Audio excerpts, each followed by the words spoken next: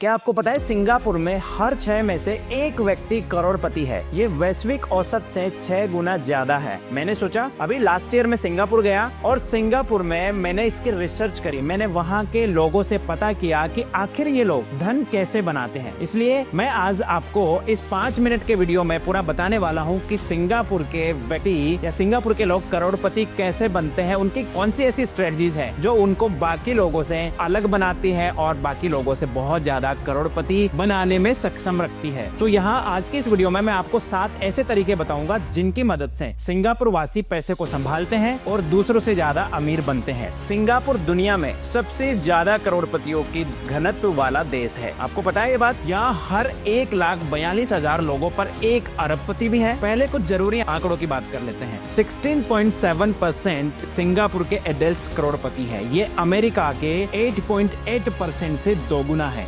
Singapore की median house hold income बहुत ऊंची है, लेकिन यही सब कुछ नहीं। तो फिर वो ऐसा क्या करते हैं जो बाकी नहीं करते या बाकी दूसरी कंट्रीज के लोग नहीं करते हैं? बात कुछ अहम माइंडसेट और माइंडसेट शिफ्ट की है। देखिए, बहुत जल्दी निवेश शुरू करते हैं। नंबर 1 है कि सिंगापुर वासी बहुत जल्दी इन्वेस्टमेंट शुरू कर देते हैं और वाकई बहुत जल्दी कर देते हैं। चौंकाने वाली बात यह है कि कई सिंगापुर वासी अपने बच्चों के लिए स्कूल शुरू करने से पहले ही इन्वेस्टमेंट फंड बना लेते हैं। बच्चे का बर्थ सर्टिफिकेट बनते ही इन्वेस्टमेंट अकाउंट खोल देते हैं। जहां बाकी लोग खिलौनों पर खर्च करते हैं, ये लोग खिलौनों के साथ साथ कंपाउंड इंटरेस्ट मशीन तैयार करते हैं। राइट। नंबर 2 है रिटायरमेंट का प्लान करके सीपीएफ अकाउंट में पैसा निवेश करते हैं। एक तो माँ बाप ही कुछ शुरू कर देते हैं, दूसरा वहाँ का यूथ पैसे कमाने के साथ साथ खुद भी रिटायरमेंट अकाउंट की प्लानिंग करके पैसा डालते हैं। हम लोग इसे बोरिंग मानते हैं, लेकिन सिंगापुर के लोग उसे वेल्थ बिल्डिंग टूल की तरह इस्तेमाल करते हैं। नंबर 4 है 5% गारंटीड रिटर्न वाला सीपीएफ स्पेशल अकाउंट। प्रॉपर्टी के डाउन पेमेंट के लिए सीपीएफ का इस्तेमाल करते हैं। रिटायरमेंट इनकम के लिए स्ट्रक्चर्ड प्लान बना लेते हैं। साथ ही साथ परिवार मिलकर जो है संसाधन साझा करता है। सिंगापुर में औसत घर एक वित्तीय यूनिट की तरह काम करता है। मल्टी जनरेशन वाले घर सिर्फ परंपरा नहीं, वित्तीय शक्ति केंद्र है। एक साथ मिलकर प्रॉपर्टी में निवेश करते हैं, साथ मिलकर बिजनेस में पैसा लगा देते हैं और बड़े खर्च मिलकर करते हैं। इस सामूहिक सोच से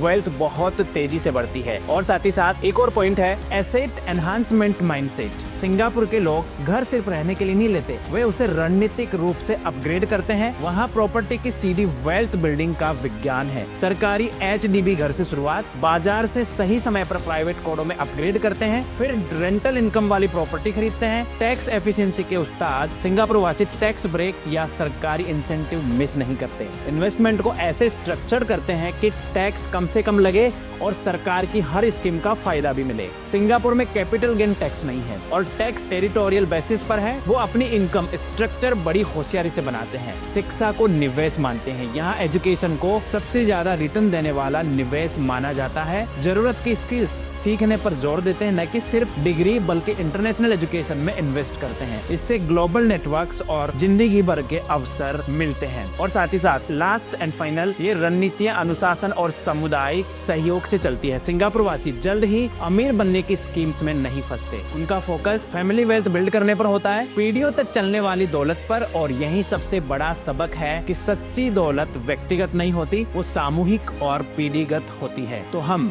सिंगापुर के करोड़पति माइंडसेट से क्या सीख सकते हैं? नंबर 1 है निवेश जितनी जल्दी शुरू करे उतना बेहतर है। एंड नंबर 2 है एजुकेशन के ऊपर जितना ज्यादा इन्वेस्टमेंट किया जाए, जितना ज्यादा स्किल सीखने के ऊपर इन्वेस्टमेंट किया जाए उतना बेहतर है। साथ ही साथ अपने देश के रिटायरमेंट योजनाओं को समझे और उनका पूरा इस्तेमाल करे। परिवार को एक वित्तीय टीम की तरह चलाए, घर को वेल्थ बिल्डिंग टूल की तरह ट्रीट करे, टैक्स प्लानिंग में माहिर बने और साथ ही साथ ऐसी शिक्षा में निवेश करे जो हाई वैल्यू और अंतर्राष्ट्रीय स्तर पर काम आए। वीडियो अच्छा लगा हो तो इसे शेयर करें और ज्यादा से ज्यादा भारतीय लोगों तक पहुंचाइए, ताकि हमारे देश के लोग भी जो है सिंगापुर वासियों की तरह का माइंडसेट बनाए और हमारे देश में भी बहुत सारे करोड़पति बने। Thank you very much.